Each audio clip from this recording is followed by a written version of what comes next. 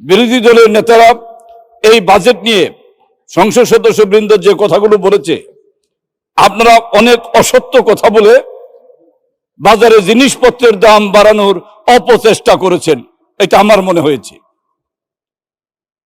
জিনিসপত্রের দাম বাজেট ঘোষণা হওয়ার পর বাড়ে নাই মাননীয় স্পিকার।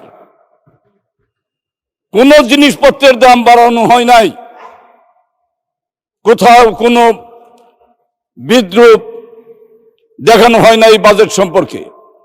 অথচ এই বাজেট আপনাদের কাছে চানাচুর মার্কা বাজেট, এটা ঘাটতি বাজেট, এরকম অনেক মন্তব্য করেছেন আপনারা।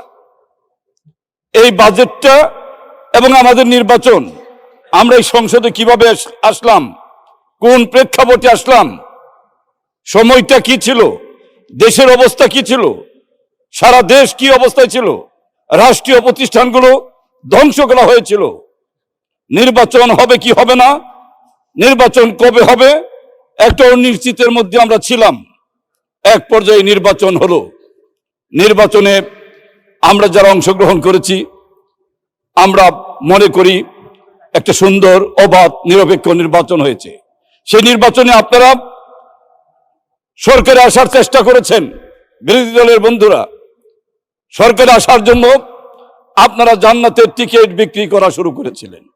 হাজার হাজার কোটি টাকা আপনারা মাঠে ছেড়ে দিয়েছেন, রাষ্ট্রীয় ক্ষমতায় আপনাদের আসতে হবে। আল্লাহর মায়ের দুনিয়ার ভাই, আপনাদের ওই জান্নাতের ভুয়া টিকিট জনগণের কাছে ধরা পড়েছে। ওই টিকিট কোনো কাজে লাগে নাই। মাননীয় স্পিকার, আমরা মনে করি আল্লাহ সব কিছু দেখে, সব কিছু শুনে, তিনি অন্তর্যামী।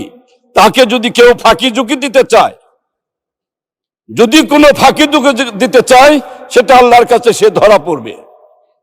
ইসলাম যদি কেউ মনে করে যে ইসলাম আমাদের, ইসলাম আপনাদের নয়, ইসলামে আমাদের সকলের ইসলাম, মুসলমানের ইসলাম।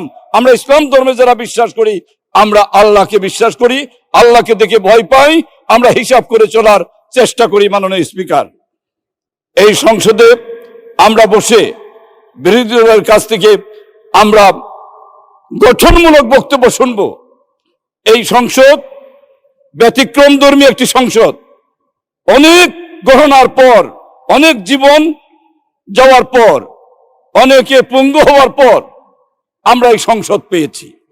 এই সংসদ একটা দৃষ্টান্তমূলক সংসদ থাকবে, এটা আমি চাই। মাননীয় সংসদ নেতা তারেক রহমান বাংলাদেশের প্রধানমন্ত্রী হিসেবে দায়িত্ব পালন করতে গিয়ে তিনি যেটা দেখানো শুরু করেছেন, আমরা সেই পথে এখন হাঁটবো, হেঁটে আমরা বাংলাদেশকে সামনের দিকে এগিয়ে নিয়ে যাব। মাননীয় স্পিকার, আমার নির্বাচনী এলাকা টাঙ্গাইল ৭, এই এলাকার মানুষের দীর্ঘদিনের প্রাণের কিছু দাবি, প্রাণের কিছু কষ্ট আছে। সেই কষ্টগুলো মাননীয় স্পিকার আপনার মাধ্যমে বলে সেগুলোর সমাধান যাতে হয়, সেই জন্য কিছু কথা আমি বলবো। আমার এলাকা টাঙ্গাইল ৭ মির্জাপুরের দক্ষিণ অঞ্চল ওয়াসি ইউনিয়নের নাগরপাড়া মুস্তফাপুর রাস্তায় নাগরপাড়া ব্রিজের উপর, নাগরপাড়া নদীর উপর একটি ব্রিজ নির্মাণ করা ওই এলাকার মানুষের দীর্ঘদিনের প্রাণের দাবি।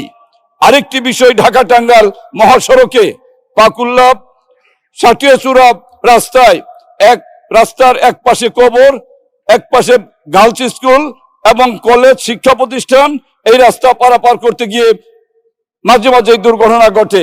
ওখানে একটি ওভার ব্রিজ প্রয়োজন এবং পুষ্টকামড়ি নামক স্থানে, চরপাড়া নামক স্থানে একটি ওভার ব্রিজ করা দরকার। ওখানে মাঝে মাঝে দুর্ঘটনা হয়ে থাকে। থানা হেডকোয়ার্টারে একটি ফ্লাইওভার আছে। ফ্লাইওভারের নিচে একটি মাত্র পকেট গেট করা হয়েছে, যেটাকে আমরা আন্ডারপাস বলি। ওখানে সিঙ্গেল আন্ডারপাস করার কারণে প্রতিনিয়ত ঢাকায় কত যানজট, তার চেয়ে বেশি যানজট ওখানে হয়ে থাকে ওই বাইপাসে, মির্জাপুর বাইপাসে। সেখানে ডাবল আন্ডারপাস করার জন্য আমি আবেদন জানাচ্ছি